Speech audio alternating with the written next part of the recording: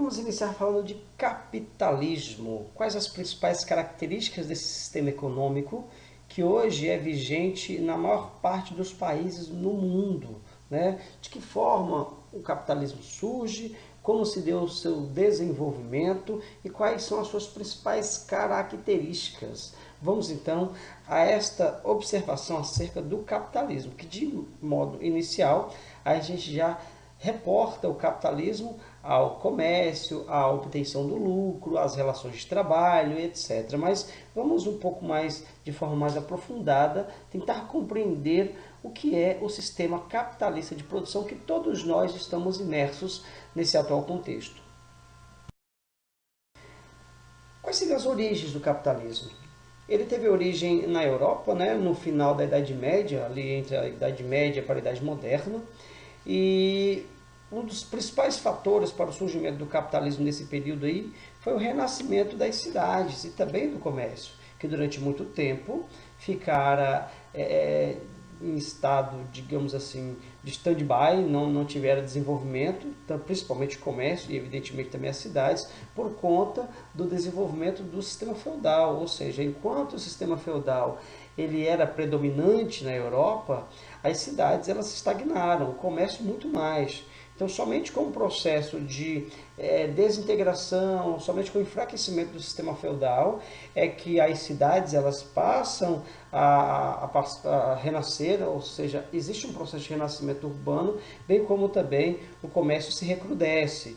Isso lá pelas tantas do século XIII, me perdoe, e o século XIV, tá certo?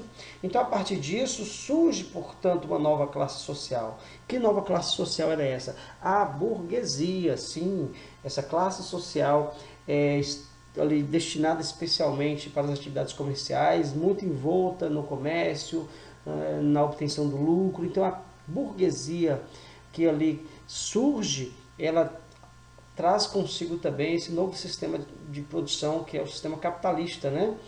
Justamente nesse período que nós estamos tratando aí, no final da Idade Média e início da Idade Moderna, lá no continente europeu. Então, essa nova classe social buscava o lucro, principalmente através das atividades comerciais. Teria se dado, então, nesse contexto do final ali da Idade Média e início da Idade Moderna, teria se dado nesse contexto o início, o surgimento do que nós conhecemos hoje como capitalismo.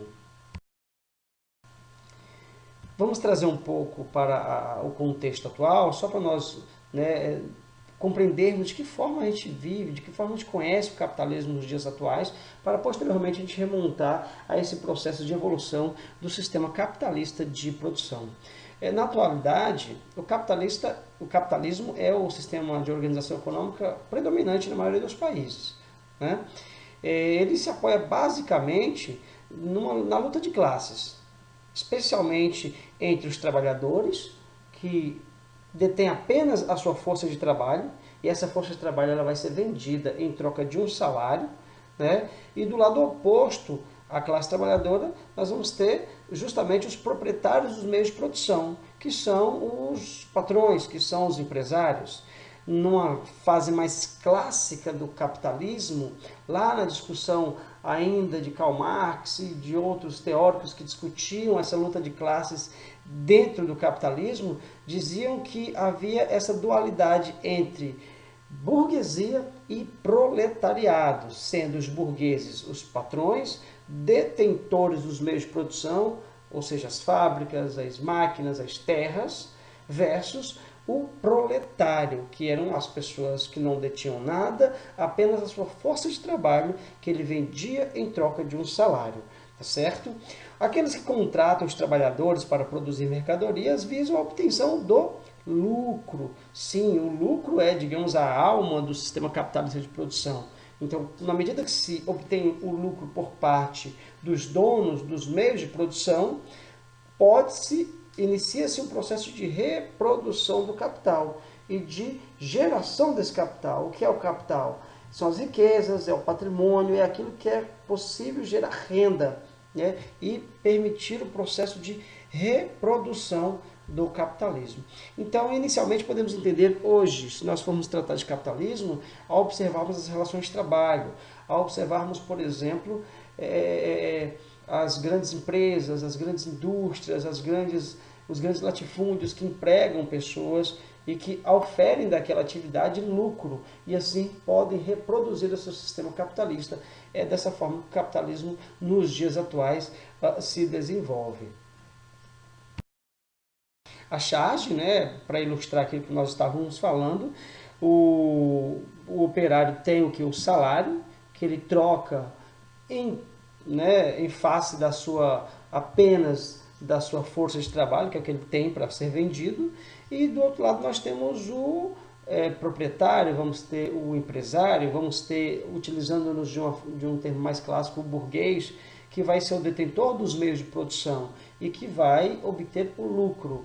E geralmente essa relação de trabalho ela é muito conflitante, porque o salário apropriado pelo operário, pelo trabalhador, pelo proletário, se assim formos usar esse termo, ele nem sempre condiz com o que de fato aquele operário teria que obter enquanto renda, haja vista que é a exploração da mão de obra, é a exploração do trabalho por parte do empresário que vai fazer com que ele gere cada vez mais lucro, que ele obtenha cada vez mais lucro.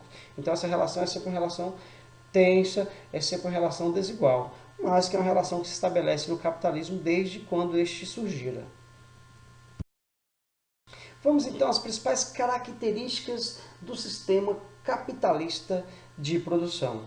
Uma das clássicas características do capitalismo é a propriedade privada dos meios de produção. Ou seja, os meios de produção pertencem a uma pessoa, a um grupo de pessoas. Não existe a coletividade, né, na detenção daquele bem, daquela propriedade, enfim. Então, é algo privado, privativo. Então, a propriedade privada é uma das principais características do sistema capitalista de produção. Então, reparem, no capitalismo, os meios de produção pertencem predominantemente a uma pessoa ou a um grupo de pessoas.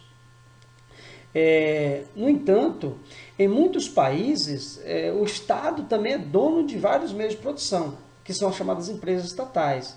Porém, no atual contexto, essas empresas estatais que os estados, e aqui eu me refiro a Estado, nação, portanto, os países, então essas empresas chamadas estatais que os países são proprietárias, no atual contexto, esse contexto, nessa nova fase do capitalismo, muitos desses estados estão, portanto, fazendo um processo que nós conhecemos como privatizando, ou seja, estão passando aquela propriedade, aquela empresa, para a iniciativa privada. Então, ela deixa de ser estatal.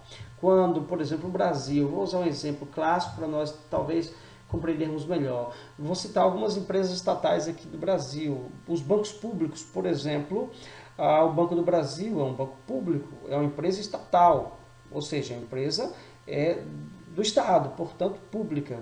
Os Correios, da mesma forma. A partir do momento que o governo brasileiro resolver privatizar, ou seja, vender para a iniciativa privada os Correios, ou o Banco do Brasil, ou qualquer coisa do tipo, qualquer estatal dessa que eu estou me referindo, essa estatal deixa de ser uma empresa pública para ser uma empresa privada. Então, o objetivo dela, a partir de então, vai ser exclusivamente gerar lucro, e aí as relações de trabalho, as relações comerciais se darão de forma um pouco mais distinta do que quando aquela empresa era uma empresa estatal, tá certo? Então a ideia do capitalismo é justamente a privatização dos meios de produção. Então a propriedade privada é a empresa de uma pessoa, de um grupo de pessoas, é aquela propriedade rural, enfim, as máquinas. A propriedade privada se caracteriza como um dos principais elementos do sistema capitalista de produção. Então, só recapitulando, o que é a privatização? A privatização é quando você faz com que algo que outrora era estatal, do Estado, portanto público, essa empresa, ela é vendida. E aí ela deixa de ser pública, estatal, e se torna uma empresa privada. E aí cabe ao proprietário dessa empresa desenvolver as suas atividades da forma que ele bem entender, para poder obter mais lucro. Aí, certamente as relações de trabalho, a contratação de servidores, de funcionários, no caso, os preços cobrados pelos serviços oferecidos, caberá ao proprietário e não mais ao Estado. Essa charge ilustra o capitalista e os seus tentáculos com as mais diversas características, as mais diversas iniciativas ou interesses do sistema capitalista, que é você se apropriar, que é você gerar lucro, que é você explorar a mão de obra, que é você explorar recursos naturais e assim sucessivamente. Mas algumas características do sistema capitalista. Economia de mercado, ou seja, o que é economia de mercado? Uma outra célebre característica do sistema capitalista. É nada mais do que a economia que é controlada pelas empresas. São elas que decidem como, quando, quanto e onde irão produzir. São elas que estabelecem os preços, são elas que estabelecem as condições de circulação das mercadorias, de acordo com o seu interesse e de acordo, evidente, com as variações da oferta e da procura. Então, a economia de mercado ela é controlada justamente por aqueles que detêm os meios de produção. Trabalho assalariado, outra característica muito típica do sistema capitalista, que é essa relação entre patrão e empregado. Ou seja, o trabalhador ele recebe um salário pelo trabalho desempenhado. Esse salário, por sua vez, é determinado pela lei da oferta e da procura e é também determinado pelos objetivos do empresário, do detentor dos meios de produção. Se ele quer aumentar a sua margem de lucro, ele vai, mediante essa sua livre iniciativa, determinar um salário X ou Y. E a necessidade do operário, do trabalhador, em receber aquele salário faz com que ele se submeta àquela situação de, por exemplo, de ser um salário abaixo do esperado, de ser, portanto, uma relação de trabalho um pouco prejudicial a ele. Então, o assalariamento é uma característica extremamente típica do sistema capitalista de produção. Quando o trabalhador que só tem sua força de trabalho vende essa força de trabalho em troca de um salário, e esse salário é pago pelo dono dos meios de produção, que é o patrão, é o empresário, é o capitalista, ok? E ele vai oferir lucro justamente nessa relação. A lei da oferta e da procura, ou mais uma característica do capitalismo. Os preços, nesse caso aí, das mercadorias, eles variam de acordo com a procura dos consumidores, né? E a quantidade de produto também que tiver disponível para venda. Um exemplo muito importante do atual momento que estamos vivendo, tanto é que por isso que estamos desenvolvendo nossas atividades através de videoaulas, todos nós estamos em isolamento social. E é necessário esse isolamento social, nos recolhermos um pouco, de modo que essa pandemia ela se controle. Muito importante termos essa ciência. E justamente, então, por estarmos em isolamento social, pelo menos parte da população no Brasil está circulando menos, consumindo menos, enfim, é que alguns produtos, eu vou citar aqui especialmente o preço dos combustíveis, que teve nas últimas semanas uma queda significativa no valor do produto final, na bomba, no posto de combustíveis. Por quê? Por conta justamente da baixa procura desse produto.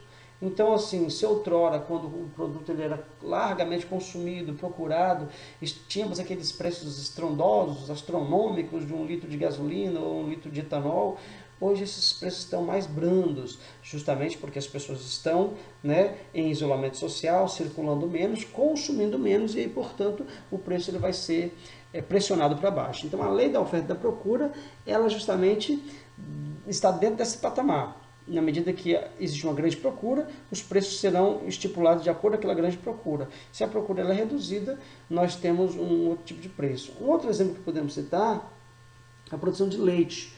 Se se produz muito leite, o preço tende a ser diferente. Se a produção é pequena, o preço, enfim, varia bastante com relação a isso. Então, a lei da oferta e da procura, ela é também uma característica muito comum nesse processo, nesse momento que nós estamos vivendo e também dentro do sistema capitalista como um todo. Outra característica, outras mais características do sistema capitalista de produção, e essa é muito importante, que é a concorrência. Para obter maior lucro, as empresas buscam oferecer produtos de qualidade a preços acessíveis, a fim de conquistar mais consumidores. A concorrência entre empresas tende a ampliar as opções de compra para o consumidor, além de influenciar a redução de preços. Concorrência é, digamos assim, algo célebre no sistema capitalista de produção. As empresas elas concorrem entre si na oferta de talvez dos mesmos produtos ou de produtos similares. E aí, para conquistar o consumidor, elas vão ter que criar inúmeras situações, elas vão ter que se reinventar, elas vão ter que inovar o tempo todo. Então, agregando qualidade no produto, dando preços mais acessíveis, enfim, tudo isso tentando conquistar o consumidor, o que é, no final das contas, algo positivo para quem tem que consumir. Porque quando não se tem concorrência, quando não se tem, portanto, essa tentativa de um concorrer com o outro para poder conquistar mais consumidores, existe, portanto, um estabelecimento de um único preço, o estabelecimento de um único tipo de produto, a qualidade ela não é alterada, então não se tem vantagem por parte, por exemplo, de quem consome quando não se existe concorrência. E aí, geralmente quando isso não acontece, elimina-se essa possibilidade de haver concorrência, e aí se formam, por exemplo, os cartéis. O que são os cartéis? É uma associação entre empresas do mesmo ramo de produto que uniformizam os preços, né, no objetivo de você conquistar o mercado de modo geral. Por exemplo, eu falava agora há pouco de combustíveis, vamos usar novamente os combustíveis. Quando se estabelece um cartel entre todos os postos de combustível na cidade, estabelece-se apenas um preço. Eles entre si pretendem não concorrer. Então eles colocam o valor do litro da gasolina vai ser X. Então vai ser aquele valor em todos os postos de combustíveis. Isso é ruim para o consumidor, porque ele não tem alternativa de procurar em algum estabelecimento que ofereça aquele produto mais barato. Outro elemento que é muito comum também, quando não se tem a livre concorrência, são os monopólios, que é a posse exclusiva, né, daquele tipo de produto a uma empresa. Apenas ela detém a propriedade. Ela, portanto, vai exercer o controle dos produtos. Então, suponhamos que dentro de uma cidade exista um único grupo que ofereça para o consumidor materiais de construção. Ele tem várias lojas, então ele monopoliza aquele mercado. Então os preços serão estipulados apenas por ele. Nas várias lojas que tem na cidade, ele vai estipular os preços em todas aquelas unidades. Então não haverá concorrência. O oligopólio da mesma forma. O que são os oligopólios, né? É uma situação em que um pequeno grupo de empresas detém o controle de uma maior parcela de mercado. Então eu tenho 3 ou 4 empresas que sozinhas dominam todo o mercado daquele segmento, que é algo parecido com o monopólio, né? Então também haverá dificuldade nesse sentido da concorrência. Okay? Então a formação de cartéis, monopólios, oligopólios está dentro do processo capitalista de produção, embora eles inibam a relação de concorrência que o próprio capitalismo estabelece. E lucro, né? Se não tiver lucro, não é capitalismo, que é o principal objetivo da organização capitalista de produção. Para aumentar o lucro, os donos dos meios de produção, eles fabricam suas mercadorias com o menor custo possível, que é uma estratégia que implica muito na busca por matérias-primas mais baratas, aumento da produtividade por meios avançados de tecnologia, baixos salários pagos aos trabalhadores. Então, para oferir ainda mais lucro, os proprietários, os empresários, eles fazem buscam inúmeras alternativas. Por exemplo, algumas grandes empresas europeias ou mesmo estadunidenses, elas fabricam seus produtos não dentro de seus países de origem, porque lá a mão de obra é mais cara. Por exemplo, a indústria calçadista é muito comum verificar isso. Então, uma empresa dos Estados Unidos, famosa, que costura seus calçados mundo afora, ela faz isso por quê? Porque ela prefere costurar seus calçados, por exemplo, na Tailândia, ou mesmo no México ou no Brasil, porque a mão de obra é mais barata. Se for costurar, se for produzir esse calçado nos Estados Unidos, a mão de obra terá que ser paga em dólar. Então a margem de lucro do empresário seria menor. A exploração excessiva dos recursos naturais também, infelizmente, é o que eles fazem para aumentar a sua margem de lucro, o que é um problema também de natureza ambiental. Ou seja, para potencializar os seus lucros, os grandes empresários, a grande empresa, elas fazem de tudo, de modo que às vezes algumas dessas coisas feitas por essas grandes empresas são inclusive prejudiciais, como a exploração da mão de obra barata, como a exploração intensa dos recursos naturais, bem como também a deslealdade até nessa relação de mercado, nessa relação de concorrência, entre outras coisas. No sistema capitalista, a sociedade é marcada pela tensão entre duas classes sociais, que eu dizia já anteriormente, a burguesia, que é quem detém os meios de produção, e o proletariado, que é composto por trabalhadores que detêm apenas a sua força de trabalho. É válido lembrar que esses termos burguesia e proletariado hoje não são nem tão mais utilizados, mas durante muito tempo, lá quando se discutia o capitalismo na sua fase comercial e industrial, esses termos eles eram muito utilizados. A charge, para ilustrar como o capitalista, ele, entre aspas, sobrevive, potencializa seus lucros a partir do trabalho, da exploração da mão de obra dos trabalhadores, né? O que é muito comum, desde as atividades do campo até as atividades industriais, comerciais e de serviços, é sempre essa relação entre quem emprega e entre quem é empregado.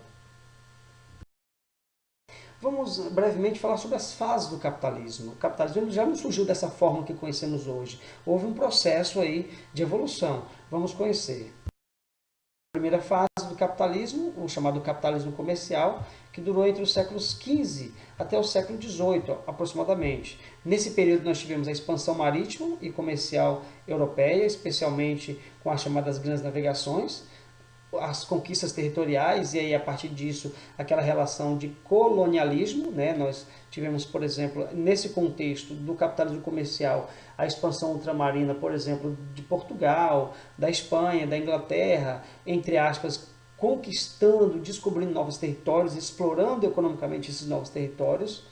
Nesse período nós tivemos o mercantilismo e junto com ele a primeira divisão internacional do trabalho, que nós chamamos de DIT, que é aquela relação que eu já falei na aula anterior, em que a metrópole encaminhava manufaturas para a colônia e a colônia encaminhava riquezas, minerais, matérias-primas, produtos agrícolas para a metrópole, então era uma relação bastante desigual, onde a metrópole oferia muito mais lucro nessa relação comercial. Então é nesse período, nesse contexto do capitalismo comercial, que se dá a DIT, a Divisão Internacional do Trabalho.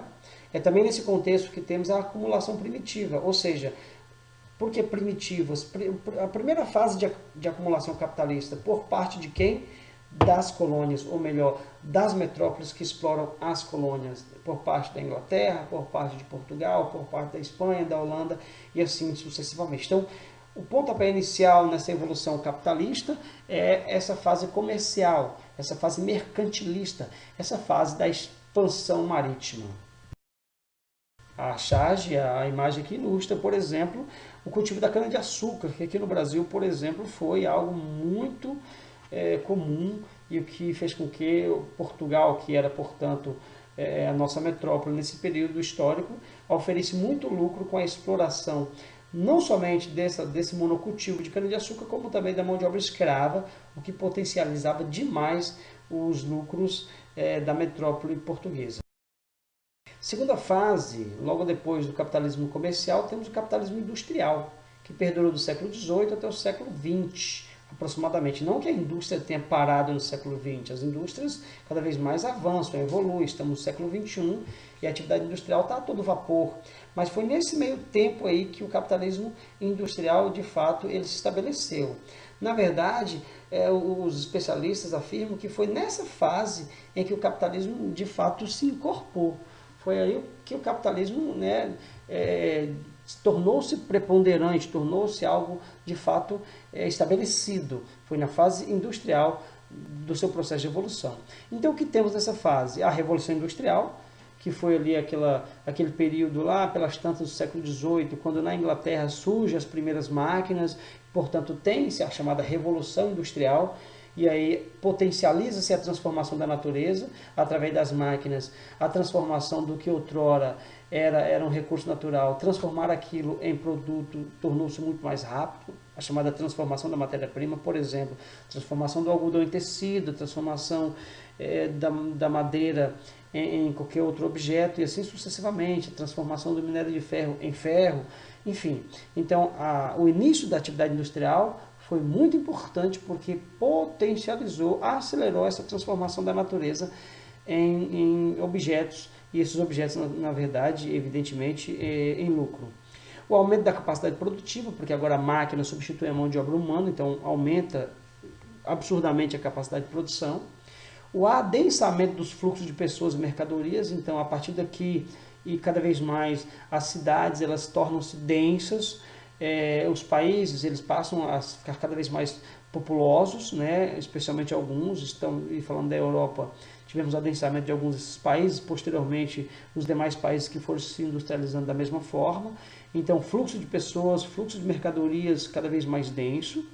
O trabalho assalariado, ele se estabelece aqui, então a relação de assalariamento, ele inicia nessa fase do capitalismo e com assalariamento vem, portanto, a exploração da mão de obra naturalmente. A necessidade crescente de mão de obra, e aí cada vez mais a mão de obra ela era necessária porque as atividades econômicas, as atividades produtivas aumentavam absurdamente, a necessidade cada vez maior de matéria-prima, do consumo de energia e o mercado consumidor cada vez mais expansivo. É dessa fase o início do chamado liberalismo econômico, quando se lança as bases para a livre concorrência que nós já vimos anteriormente. E na segunda metade dessa fase nós tivemos a chamada segunda revolução industrial.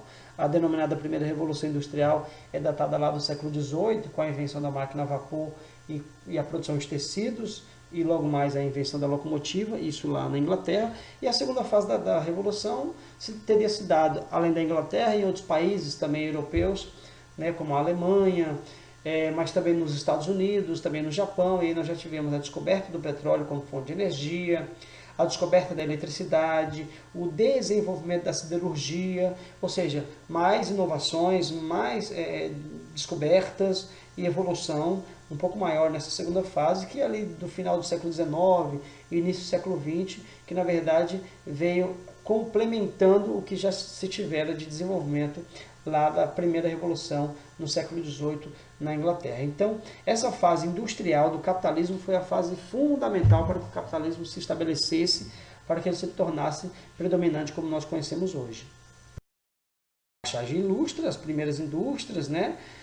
O desenvolvimento da máquina a vapor, que acelerava o processo de produção do tecido, o desenvolvimento da locomotiva, e as primeiras indústrias, e com elas os impactos ambientais no que diz respeito à poluição atmosférica, desde lá do século XVIII, quando surgem as primeiras indústrias na Inglaterra, esse problema também já aparece.